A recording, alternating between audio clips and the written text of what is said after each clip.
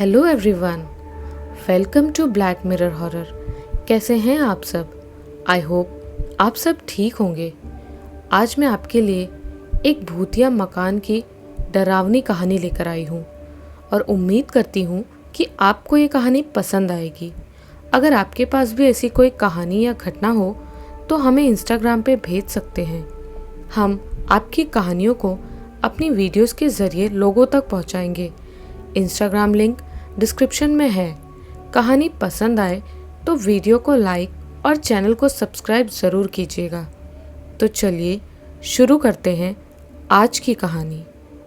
आज दिनांक 18 जुलाई 2018 दिल्ली विश्वविद्यालय में प्रवेश लेने के बाद मेरा कॉलेज 20 जुलाई 2018 से शुरू होने वाला था और मैं इससे 2 दिन पहले ही यहाँ अपना बोरिया बिस्तर लेकर हमेशा के लिए शिफ्ट होने के लिए आ गया था। 18 जुलाई को सुबह के 5:30 बजे पुरानी दिल्ली रेलवे स्टेशन पे उतरता हूँ। मेरा मित्र मुझे लेने सामने आ जाता है और उसके कमरे में जाकर थोड़े समय रुककर मैं कॉलेज चला जाता हूँ।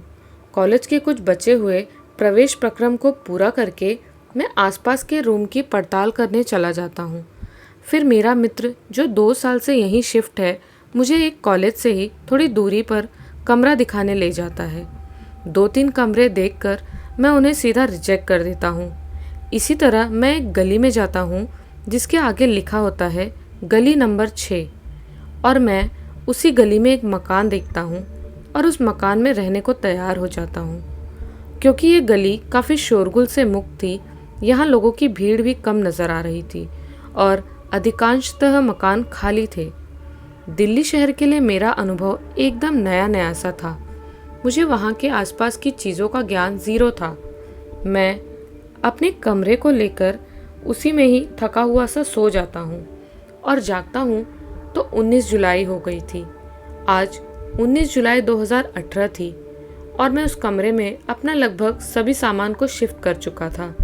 फिर वही सामान्य दिनों की तरह वहाँ भी सोते बैठते मज़े करते 19 तारीख का दिन भी निकल गया और 20 जुलाई आते ही सुबह मैं जल्दी उठकर तैयार होकर कॉलेज चला जाता हूँ और लगभग वापस आते समय मुझे थोड़ी देरी सी हो जाती है और मैं जिस गली में रहता था आता हुआ मैं गूगल मैप की सहायता से आसपास भी देखता हुआ आ रहा था।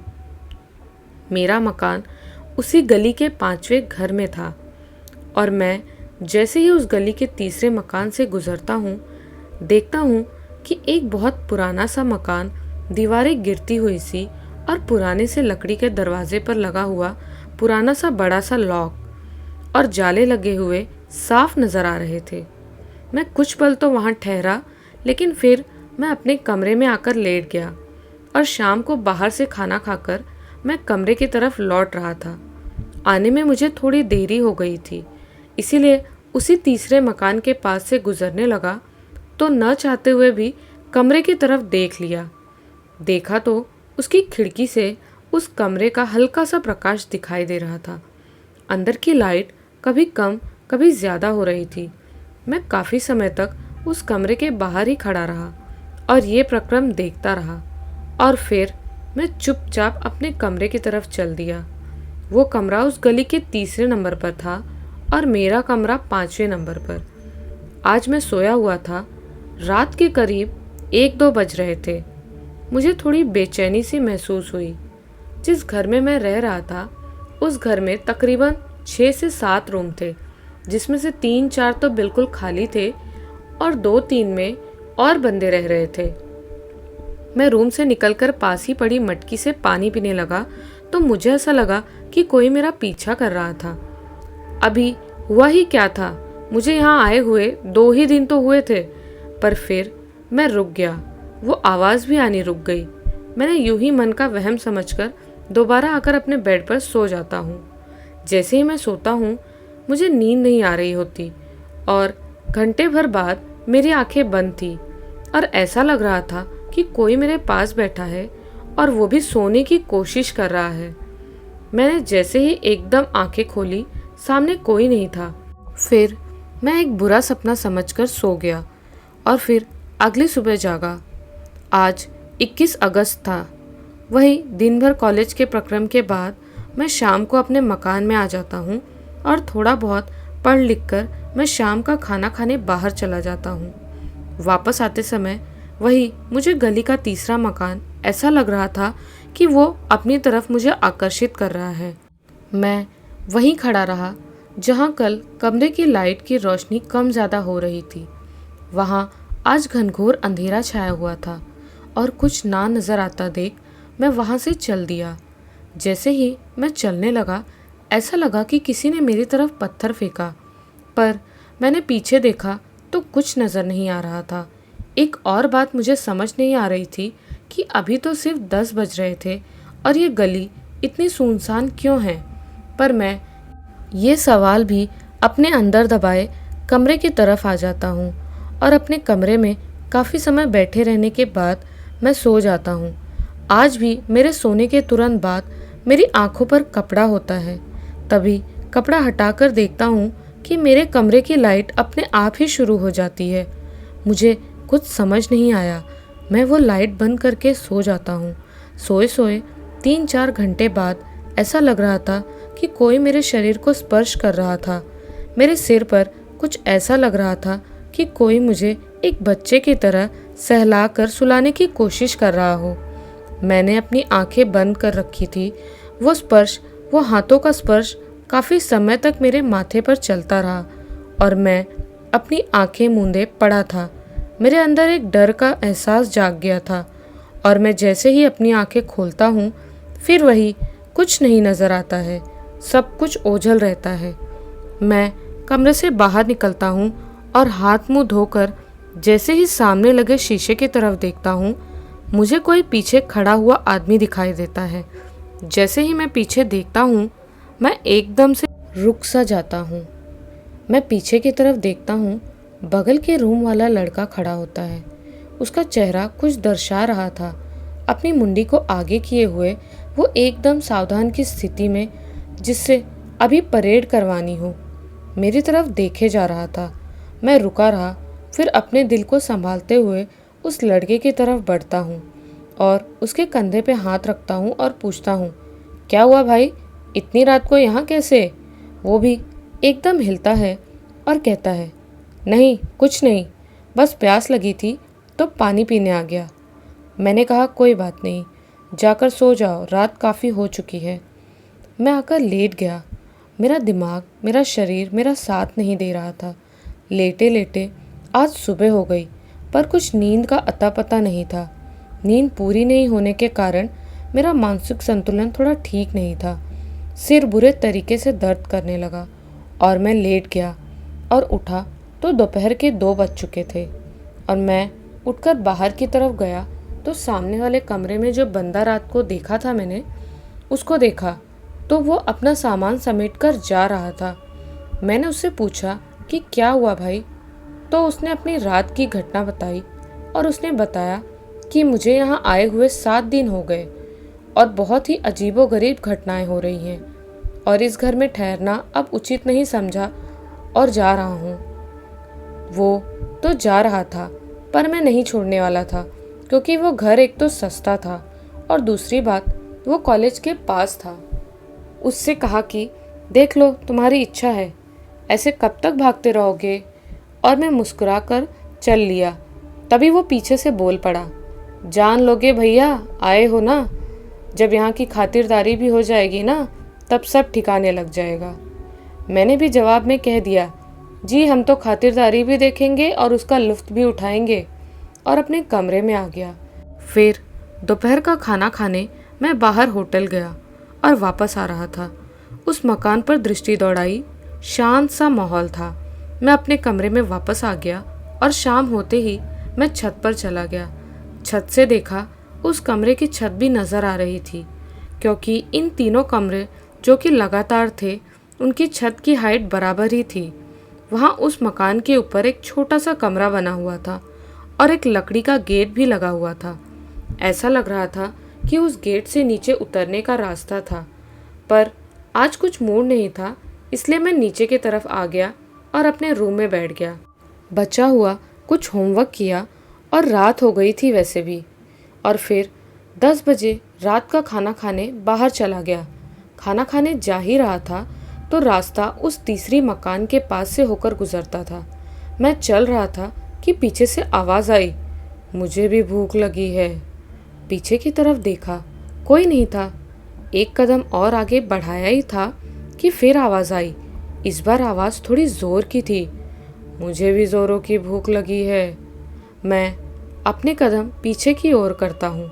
फिर मैंने कहा, अगर आपको भूख लगी है तो साथ में चल लीजिए। इस बार कोई आवाज़ नहीं आती है।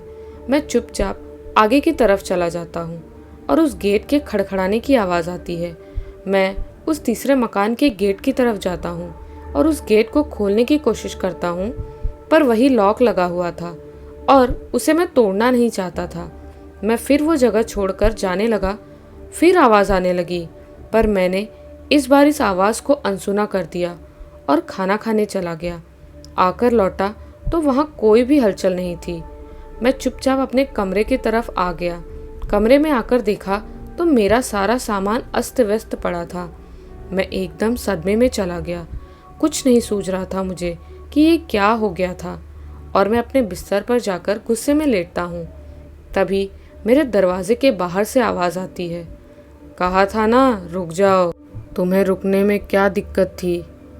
मैंने ज़ोर से बोला, कौन है वहाँ? फिर कोई आवाज़ नहीं आई। मैंने सामान को थोड़ा सा ठीक किया और लेट गया और फिर बाहर से आवाज़ आई, मैं तो यहाँ भूखे मर रहा हूँ और तुम चैन की नींद सो रहे हो। मुझसे रहा नहीं गया और मैं गेट खोलकर बाहर देखा, कुछ नहीं था। सामने के कमरे की तरफ देखा, थोड़े टाइम देख ही रहा था कि एक छाया सी उसमें जाकर घुसी। मैंने उसका पीछा करते ही उस कमरे का गेट एकदम से खोला। अंदर कुछ नहीं था। मैं आकर सो गया। एक डर सा मन में जाग गया। जिस फ्लोर पर मैं रह रहा था, अब उस फ्लोर पर मैं एकमात्र बंदा रह गया था, क्योंकि पहले हम 2 बंदे थे, एक भाग लिया था। अब मैं अकेला ही रह गया था। मैं दुबक कर सो गया। इतनी गर्मी हो रही थी, फिर भी मेरा कंबल हटाने का मन नहीं कर रहा था। कानों पर जोरदार हाथ रख लिए थे और लेटा रहा, पर जैसे ही घंटे भर बाद मैंने अपने कानों से हाथ हटाए, बाहर पड़ी मेरे पानी की मटकी टूटने की आवाज़ आती है। इस बार मेरे बाहर जाने की हिम्मत नहीं थी, पर मैं काफ़ी टाइम तक अंदर ही रहा तो बाहर से कोई दरवाज़ा ठोकता है। मेरी धड़कन रुक गई थी। मैं डरता हुआ उस तरफ बढ़ा। मेरे पैर कांपते हुए, मेरे शरीर में खलबली मची हुई थी। मैं उस गेट की तरफ जाता हूँ और धीरे से कुंडी खोलता हूँ। बाहर देखता हूँ तो उस रूम का ओनर खड़ा होता है। मुझे देखते ही वो कहता है, क्या हुआ? मैंने कहा, कुछ नहीं जी, वो कुछ अजीबोगरीब आवाज़ आ रही थी और मैं डर सा गया था। ओनर बोला, ये मैं बताना भूल गया था कि थोड़ा बहुत डर भी लगता है यहाँ। और पता नहीं, मैं इस बार इस ओनर को डांटने की बजाय उससे कहता हूँ, कोई नहीं, मैं एडजस्ट कर लूँगा, पर आप इतनी रात को कैसे? तो ओनर ने बताया कि उसे कोई भयानक सपना आया था, जिसके कारण वो यहाँ तक चलकर आ गए थे। फिर थोड़ी देर में ओनर चला जाता है और उसके 10 मिनट बाद ही फिर दरवाजे पर कोई दस्तक देता है। मैं दरवाज़ा खोले बिना ही अंदर से आवाज़ देता हूँ, कौन है? कोई है? यहाँ पर बाहर से कोई रिप्लाई नहीं आता है। मैं उस दरवाजे को खोल देता हूँ और सामने देखता हूँ कि बाहर लगे शीशे के 4-5 भाग हो चुके थे। मैं शीशे की ओर बढ़ता हूँ कि शीशा टूटकर गिर जाता है। मैं पीछे की ओर हट जाता हूँ और फिर कमरे की तरफ आने ही वाला होता हूँ कि एक आवाज़ आती है। ऐसा लग रहा था कि कोई गुनगुना रहा था गाने को। एक हल्की सी मधुर सी आवाज़ आती है मुझसे ऊपर के फ्लोर पर लगी जाली से। मैं सीढ़ियों से ऊपर के फ्लोर पर पहुँचता हूँ, पर वहाँ कुछ नज़र नहीं आता और वहाँ रुकता हूँ तो आवाज़ ऐसा लग रहा था कि उससे ऊपर के फ्लोर से आ रही थी। वो 5 मंजिला मकान था। मैं तीसरे फ्लोर में रहता था और अब मैं 5वें फ्लोर पर था। अब एक ही छत ऊपर रह गई थी। 5 फ्लोर तक जाता हूँ तब भी वो आवाज़ ऊपर से ही आती नज़र आती है। मैं ऊपर छत तक चला जाता हूँ, इधर उधर अपनी नज़रें दौड़ाता हूँ, पर कोई नज़र नहीं आता। आवाज़ फिर नीचे के फ्लोर से आनी शुरू हो जाती है। मैं नीचे के फ्लोर में जाता हूँ, अपने तीसरे फ्लोर तक पहुँचता हूँ। आवाज़ फिर रुक जाती है और मैं अपने कमरे की तरफ पास तक जाता हूँ तो देखता हूँ कि मेरा कमरा अंदर से बंद होता दिखता है। मैं एकदम असमंजस में पड़ गया। ये कैसे हो सकता है? मैं तो बाहर खड़ा हूँ, मेरे कमरे में कौन हो सकता है? मैं एक दो बार आवाज़ लगाता हूँ पर अंदर से कोई जवाब नहीं आता। मैं फिर उस कमरे को ज़ोर से ठोकता हूँ तो वो खुल जाता है। एक नज़र अपने बेड पर दौड़ाता हूँ तो ऐसा लग रहा था कि कोई मेरे बेड पर लेटा हुआ है और उसने कंबल ओढ़ रखा है। मैं उस बेड की तरफ जाता हूँ और कंबल हटाता हूँ। आंखें तिलमिला जाती हैं। मैं देखता हूँ कि रक्त की कुछ बूंदें मेरे उस बेड पर गिरी हुई दिखाई देती हैं। मैं उस बेड पर लगी हुई बेडशीट को हटा देता हूँ और उसे बाथरूम में डालकर आ जाता हूँ। आकर देखता हूँ तो पासी के कमरे से ज़ोरदार चीखने की आवाज़ आती है। मैं उस कमरे की तरफ जाता हूँ तो ऐसा लग रहा था वो आवाज़ ऊपर के फ्लोर से आ रही थी। मैं ऊपर जाते जाते छत तक पहुँच जाता हूँ। फिर पता नहीं मेरे अंदर एक सवाल जाग जाता है और ऊपर आकर देखता हूँ तो वो आवाज़ उस गली के तीसरे मकान से आ रही थी। मैं अपने कमरे की छत से दूसरे कमरे की छत को फांदता हुआ उस कमरे की तरफ जाता हूँ, बढ़ता हूँ। मेरे कदम डगमगा रहे थे पर फिर भी मैं बढ़ रहा था और उस मकान पर बने ऊपर के छोटे से कमरे का गेट खोलकर मैं अंदर की तरफ चला जाता हूँ। और अंदर जाते ही मैं वहाँ रुकता हूँ कि वहाँ चीखने की आवाज़ें, चिल्लाने की आवाज़ें आनी शुरू हो जाती हैं। अब एक ही आवाज़ नहीं, वहाँ बहुत सारी आवाज़ें आनी शुरू हो जाती हैं। मेरी रूह कांपने लगती है। मैं अपने कान बंद करता हूँ, फिर भी आवाज़ें इतनी ज़ोर की आती हैं कि मुझे कुछ समझ नहीं आ रहा था। मैं वहाँ खड़ा रहा, तभी मुझे अचानक ज़ोर का धक्का लगा। मैं गिर पड़ा और जैसे ही मैं गिरा, पता नहीं मैं अपने आप एक कमरे की तरफ खींचा हुआ चला जा रहा था। मेरा हाथ आगे की तरफ था। पूरा शरीर अपने आप रगड़ते हुए शरीर को नीचे की ओर जा रहा था।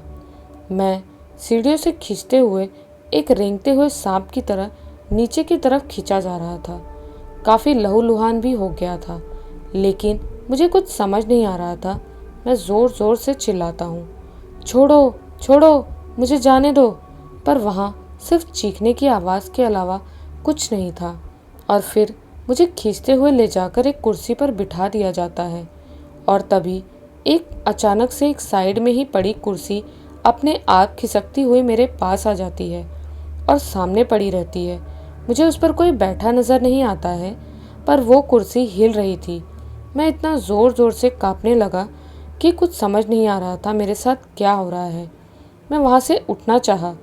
जैसे ही मैं उठा, मेरे छाती पर एकदम से ज़ोरदार प्रहार हुआ और मैं फिर सीट पर अपनी कुर्सी पर बैठ गया। तभी एक आवाज़ आती है, तो तुम आखिर आ ही गए। इधर उधर देखता हूँ, कोई नज़र नहीं आता। मैं कुछ नहीं बोलता हूँ, सब चुपचाप उस कुर्सी पर मैं बैठा रहता हूँ। तभी आवाज़ ज़ोरदार आती है, मैंने क्या कहा? तुम कोई जवाब नहीं दे रहे। मैंने पूछा, आखिर तुम आ ही गए? मैं फिर कुछ नहीं बोला कि मेरी ज़ुबान अचानक अटक गई थी। मैं बोलना चाह रहा था और फिर मैं वहाँ से उठकर भागने की कोशिश करता हूँ और भागते भागते ऐसा लग रहा था कि मेरे किसी ने पैर पकड़ लिए हों। भागते हुए मैं मुंह के बल गिर पड़ता हूँ और मेरी नाक टूट सी जाती है।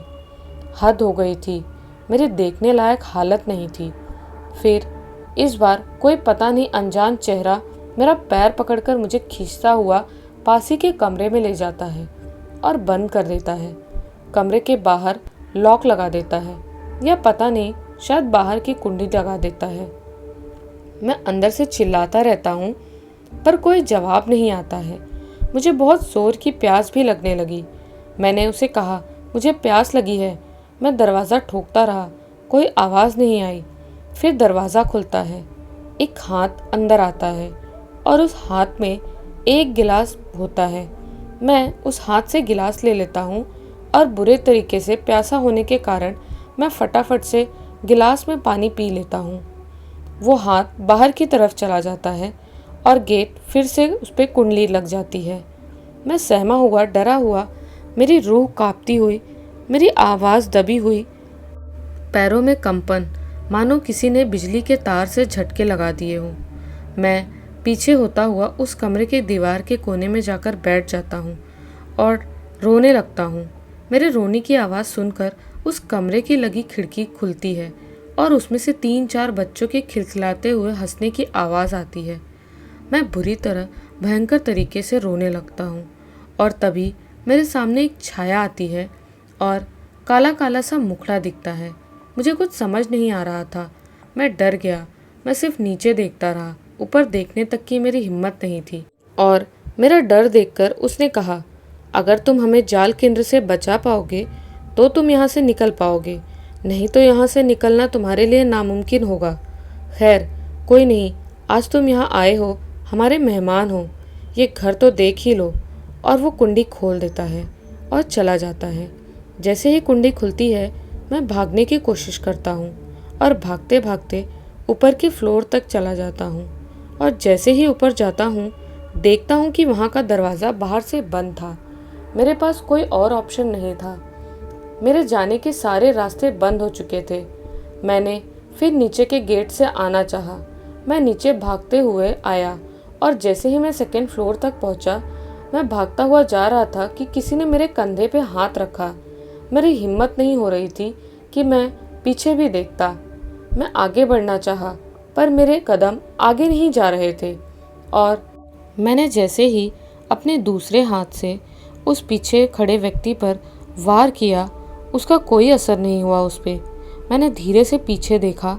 एक व्यक्ति खड़ा था, रोबनिया रक्त शशि लाल आंखें, उसका जला हुआ चेहरा और उसके बड़े बड़े से निकले हुए दांत। इतना डरावना चेहरा मेरी लाइफ में मैंने अभी तक नहीं देखा था। उसकी तरफ देखता हूँ, फिर वैसे ही मैं उसके पैरों की तरफ देखता हूँ। उसके पैरों में बड़े बड़े नाखून और उसकी हड्डियाँ ऐसे निकली हुई थी कि मैं उसकी हड्डियों को गिन भी सकता था। मैं वहाँ से भागने की कोशिश करता हूँ। वो मेरा सिर पकड़ लेता है और मैं वहीं फिर से गिर पड़ता हूँ। इस बार हालात ये नहीं थे कि मैं उठकर खड़ा हो जाऊँ। कोशिश की 1-2 बार पर असफल रहा। वो मेरी तरफ बढ़ रहा था। मैं सरकते सरकते पीछे की तरफ जा रहा था। सरकता रहा और लास्ट में आकर सरकते सरकते एक दीवार पीछे आ गई। वो मेरी तरफ आया और मेरी कमीज़ को पकड़ते हुए मुझे उस जगह से उठा दिया। मुझे लगा अब तो ये मुझे उठाकर ही मानेगा। वो मुझे पकड़कर नीचे के फ्लोर की तरफ ले जाने लगा और उस गेट पर ले जाकर बोला, बाहर जाना चाहते हो ना? और ज़ोरदार हंसी के साथ उसने मुझे उस गेट की तरफ फेंका। मैं उस गेट से टकराकर फिर गिर पड़ा। मैंने उस गेट को खींचा, ज़ोरदार बजाया, पर उस गेट पर कोई असर नहीं हुआ। मैं फिर भागता हुआ ऊपर की फ्लोर की तरफ जाने लगा, पर उसी फ्लोर पे उस आदमी ने मुझे रोक लिया। मैं पास में ही पड़ी लोहे की कुर्सी को उठाकर उसके मुंह पर मारता हूँ और मेरा हाथ छूट जाता है। मैं भागता हुआ ऊपर की तरफ जाता हूँ और सेकंड फ्लोर तक जाता हूँ कि वो अपनी भयंकर और डरावनी आवाज़ लिए मेरे सामने आ जाता है। इस बार उसका चेहरा गुस्से से बुरी तरीके से लाल था और मुझे झन्नाटेदार झपट्टा लगाता है, ज़ोरदार। मेरा सिर उस रेलिंग से टकरा जाता है और मैं लुढ़कता हुआ पुनः फर्स्ट फ्लोर पर आ जाता हूँ। मेरे पैरों की हड्डियाँ दर्द करने लगी थी। मेरी हालत नाजुक हो गई थी। मैं चिल्लाता हूँ सहायता के लिए, पर वहाँ सुनने वाला कोई नहीं होता सिवाय उन चीखों और आवाज़ों के। फिर मैं सामने एक कमरा देखता हूँ, उस पर लॉक लगा होता है। मैं घसीटता घसीटता हुआ उस कमरे तक पहुँचता हूँ और उसका लॉक तोड़ता हूँ। जैसे ही मैं उसका लॉक तोड़ता हूँ, वो राक्षस आ जाता है और मुझे वहाँ से फेंक देता है दूर की तरफ और उस लॉक को पुनः सही कर देता है। मुझे उस कमरे में कुछ अनबन सी लगती है और मैं फिर उसकी तरफ जाता हूँ, पर वो इस बार भी मुझे रोक देता है। मैं उस कमरे को छोड़ अब किसी तरह से अपनी जान को बचाने के लिए भागता हूँ और उस कमरे में जो अस्त व्यस्त सामान पड़ा होता है उससे मैं उस आदमी पर वार करना शुरू कर देता हूँ। वो सहता सहता काफ़ी समय के बाद मेरी आंखों के सामने से ओझल हो जाता है।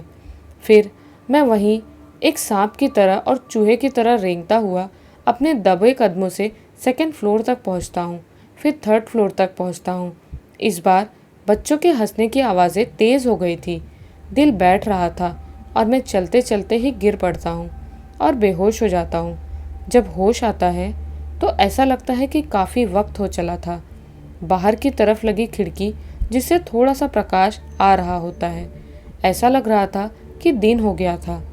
मैंने वो जो बाहर की तरफ खिड़कियाँ थी उसे खोलने की कोशिश की, पर वो खिड़कियाँ खुल नहीं रही थी। काफ़ी समय से पड़ी पड़ी जंग लग गई थी। मैंने उसे खूब बजाया, खूब मारा, पर मेरी सहायता के लिए कोई नहीं आया। मैं वहीं पड़ा रहा और ज़ोर ज़ोर से रोता रहा और धीरे धीरे अब मेरी सहायता की उम्मीद भी मर सी गई थी। मैं पास ही के कमरे में जाता हूँ और उसमें एक बेड पड़ा होता है। मैं उस पर जाकर बैठ जाता हूँ। तभी बाहर से फिर आवाज़ें आनी शुरू हो जाती हैं। इतने दिन में भी इतना भयंकर और भूतिया घर मैंने अपनी लाइफ में नहीं देखा था। मैं फिर भी हिम्मत करके उस आवाज़ को सुनने की कोशिश करता हूँ। वो आवाज़ कुछ गुनगुनाने की थी। क्या गुनगुना रहे थे मुझे साफ सुनाई नहीं दे रहा था। और मैं बाहर आकर देखता हूँ तो 2 कुर्सियाँ पड़ी थी। वो दोनों कुर्सियाँ हिल रही थी और एक गिटार बजने की आवाज़ आ रही थी। मेरा मन पता नहीं बहल जाता है और मैं उस गुनगुनाहट और गिटार की आवाज़ का लुत्फ़ उठाने लगता हूँ। तभी एक ज़ोरदार आवाज़ आती है, तो तुम यहाँ भी मज़े ले रहे हो? और एक कोई मेरे बाल पकड़ लेता है और मुझे घसीटते हुए फिर उस चौथे फ्लोर पर ले जाता है और मैं कराहता रोता रहा, पर मेरी कोई नहीं सुनता। वो मुझे फिर 4th फ्लोर पर बने बड़े से हॉल में ले जाता है। मैं जैसे ही देखता हूँ बहुत सी भयंकर सी भयावह तस्वीरें बनी होती हैं, बहुत ही अजीबो गरीब तस्वीरें। ऐसी तस्वीरें मैंने पहले कभी नहीं देखी थी।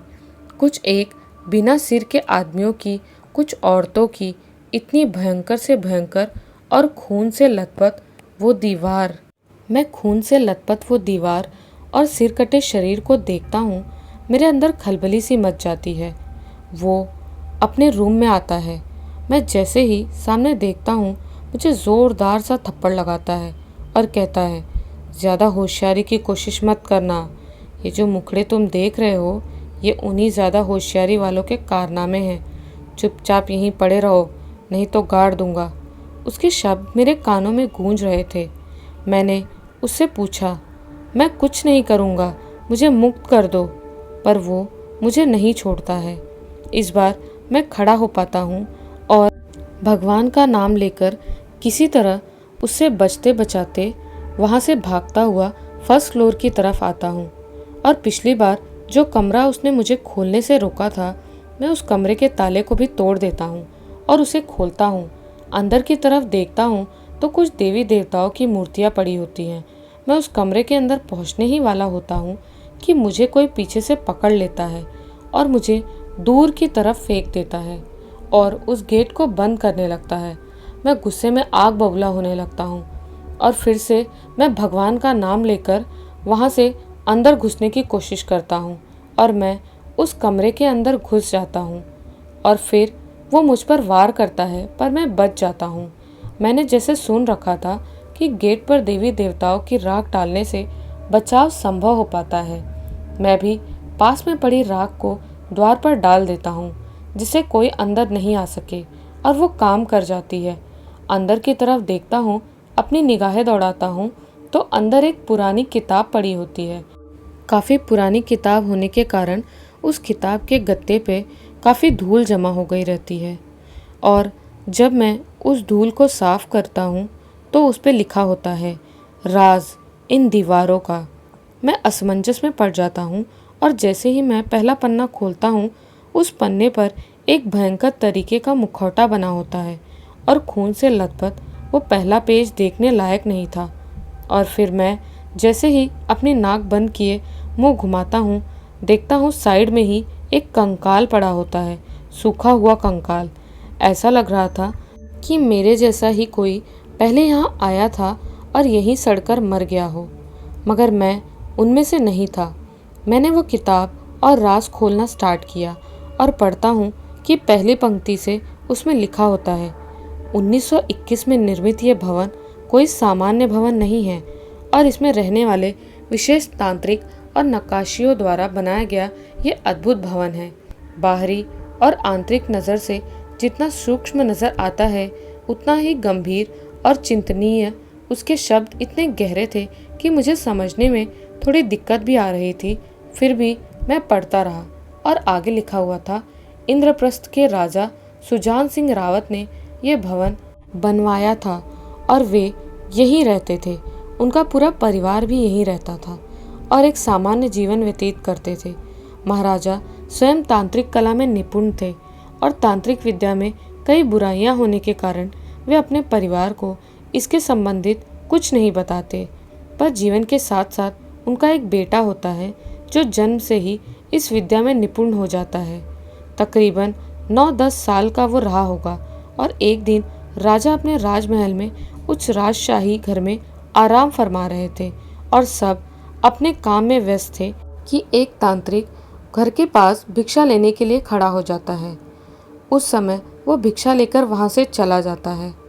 तांत्रिक अगली बार भी आता है और जैसे ही वो अंदर प्रवेश करता है, उस घर की अद्भुत रचना से वो मग्नमीत हो जाता है और अपने जादुई तंत्र मंत्र की सहायता से एक एक करके सबको नष्ट कर देता है। राजा उस तांत्रिक का सामना नहीं कर पाते और वो भी परलोक सिधार जाते हैं। पर एक 10 वर्षीय बच्चा उसमें से बच निकलता है और वो वहाँ से भाग जाता है। तांत्रिक भी बच्चा होने के कारण ये सोच लेता है कि वो कहीं भूखे मर ही जाएगा, इसीलिए उसकी चिंता छोड़ देता है और अपना परिवार उसी घर में बसा लेता है। उसके बाद उसका परिवार, उसके बच्चे हुए और उसने पासी के घराने में शादी कर दी थी और सभी को पूर्ण रूप से तांत्रिक बना दिया। उस राजा की आत्मा को एक कमरे में बंद कर देता है जिसका अभी तक किसी को पता भी नहीं चला। इतना पढ़ा ही था कि बाहर से गेट की तरफ से जोर जोर की आवाज़ आने लगी। बाहर की पड़ी सारी चीज़ें अंदर की तरफ आ रही थी। मैं वो दरवाज़ा बंद कर देता हूँ। आवाज़ में दरवाजे पर भी आ रही थी। मैं आगे पढ़ता हूँ। वो तांत्रिक अपना एक बड़ा परिवार बना लेता है और सबको पूर्णतः तांत्रिक विद्या सिखाता है और तांत्रिक शिक्षा भी देने लगता है। अपने घर में एक तांत्रिकालय बना देता है और अपनी एक पूजा शुरू करता है और उस पूजा में निर्दोष लोगों की बलि चढ़ाता है। हर महीने की तृतीया को वो तांत्रिक रास्ते में जा रहे किसी आदमी को बहला फुसलाकर अंदर बुला लेता और उसकी बलि चढ़ा देता। कारवां इसी तरह से बढ़ता रहा और एक दिन वो महातांत्रिक बन गया। उसने काफ़ी सारी शक्तियाँ बना ली थी और अपना प्रकोप उस पूरी जगह पर बना लिया था। आसपास के जितने भी घर थे, हर तरफ उसी का प्रकोप था। हर घर के लोगों को उसने वश में कर दिया था। इसी तरह उसकी ज़िंदगी कट रही थी। ऐसे करते करते उसकी काफ़ी उम्र निकल जाती है और अपने मौत के डर से विवश होकर वो उस चौथे फ्लोर में एक हॉल बनाता है। बाहर की तरफ से एक भयंकर आक्रामक दिखने वाला ये हॉल अंदर से एक तांत्रिकों की अनूठी पहल रखता था। इन अनूठे चित्रों में उन्हीं तंत्रों का लेख लिखा हुआ था और जो कि संस्कृत भाषा साहित्य के शब्दों में था। मैं ये सब पढ़ ही रहा था कि एक काली साया सी अंदर की तरफ आती है और अंदर जैसे ही आती है वो जलकर राख हो जाती है। गेट पर देखता हूँ तो राख साफ हो चुकी थी, इसलिए मैं अंदर पड़ी उस राख को उस गेट पर डालता हूँ और पास में ही पड़ी 10-15 अगरबत्तियों को जलाता हूँ। उन अगरबत्तियों के धुएं से वहाँ ठहरना थोड़ा और आसान हो गया था, क्योंकि वर्षों से पड़े कमरे में भयंकर बू आ रही थी और इस बदबू में रुकना आसान नहीं था। मुझे उस तांत्रिक की जीवन गाथा और उस कमरे का रहस्य जानना था, इसीलिए मैं उसे आगे पढ़ता रहता हूँ। उस मंत्र जाप के बाद वहाँ की हर तरह की आवाज़ें और दिखने वाली चीज़ें काफ़ी हद तक नष्ट हो जाती हैं, ऐसा लिखा हुआ था। फिर मैं आगे स्टार्ट करता हूँ कि एक दिन एक साधु वेशी फ़कीर उसके पास आता है और वो उस समय का बना हुआ पुराना जर्जर और लकड़ी का दरवाज़ा कुछ समय तक रुकता है, फिर टूट जाता है। मैं कोने में खड़ा खड़ा वो किताब पढ़ता रहता हूँ। वर्ष बीत रहे थे। लगभग ऐसा कार्य करते 15-20 साल हो गए थे। वो साधु आता है और साधु भी योग से भिक्षा मांगता है और कहता है, भिक्षाम देहि। काफ़ी समय उसका असर कुछ नहीं होता। वो तांत्रिक बाहर आता है और उसे अंदर की तरफ ले जाता है। उसे कहता है, आज तो तुम्हारी बारी है, मैं तुम्हें किसी तरह नहीं छोड़ूंगा। वो साधु घबरा जाता है और जैसे ही वो चलता हुआ सेकंड फ्लोर तक पहुंचता है, उसकी कुछ यादें ताज़ा हो जाती हैं। उसे याद आने लगता है कि कहीं वो इस जगह पर पहले आया हुआ है। वो तांत्रिक उस साधु को भी अपना शिकार बनाने के लिए घर के अंदर तक ले जाता है। साधु जैसे जैसे चलते जा रहे थे, उनकी यादें तरोताज़ा होती जा रही थी और वो क्षण भर में रुक जाते हैं। उन्हें याद आता है वो भागता हुआ मासूम बच्चा और उनके सामने नष्ट होता उसका परिवार। वो साधु एकदम से व्यथित हो जाते हैं और अपने साथ घटित दुख भरे दर्द कहानी से उभरकर बाहर आते हैं। और फिर से वो तांत्रिक भी उन्हें याद आ जाता है। वो रुक जाता है वहीं और तांत्रिक को आवाज़ लगाता है, कौन हो तुम और क्या चाहते हो? तांत्रिक हंस पड़ता है और उससे कहता है, मैं जो चाहता हूँ वो तो हो गया, अब तुम्हारी मौत निश्चित है। और इसी तरह वो साधु को अपने वश में करने के लिए उस पर वार करता है। साधु भी अपनी तांत्रिक विद्या से परिपूर्ण होता है और उस वार को रोकता है। मैं पढ़ते जा रहा था कि अचानक आकर मुझे एक भारी भरकम सा लोहे की कोई चीज़ मेरे कंधे पर लगी और मैं एकदम से गिर पड़ा। जैसे ही मैं गिरा, मेरा सिर पास में पड़े कांच के बर्तन से टकरा जाता है और टकराते ही वो कांच का बर्तन फूट जाता है। उस पड़े छोटे से कांच के बर्तन से एक ज्वाला से निकलती है। उस ज्वाला से एक मुखौटा, एक मुख बन जाता है और जो मेरे समरूप आ जाता है और कुछ गुनगुनाने लगता है, अपने शब्दों को प्रकट करने लगता है। वो कहता है, जिस राजा की कहानी तुम पढ़ रहे हो वही मैं हूँ। इस तांत्रिक ने मुझे इस भयंकर जाल में फंसा रखा था और आज मैं आज़ाद हो गया। किसी को नहीं छोड़ूंगा, एक एक को चुन चुन कर मारूंगा। मैं आगे किताब की तरफ देख लेता हूँ और पढ़ता रहता हूँ और कुछ समय तक वो जगह आवाज़ मुक्त आवाज़ जगह बन जाती है। मैं पढ़ता हूँ आगे। उस साधु के काफ़ी समय तक उस तांत्रिक पर वार करने से वो तांत्रिक घायल हो जाता है और उस साधु ने अपनी यादों को मन में लिए उसे खत्म कर देता है। तब तक उस तांत्रिक का पूरा परिवार आ जाता है और तांत्रिक का पूरा परिवार तंत्रों से एक सर्वशक्ति विदित परिवार था और इसीलिए उन सब की शक्तियाँ, तांत्रिक शक्तियों के कारण साधु भी खत्म हो जाता है। और उसके बाद उस साधु की मौत के कारण उस साधु के शरीर से निकलने वाली ऊर्जा से उस तांत्रिक का सारा परिवार नष्ट हो जाता है और उसके बाद उनकी आत्मा इसी घर में भटकती रहती है।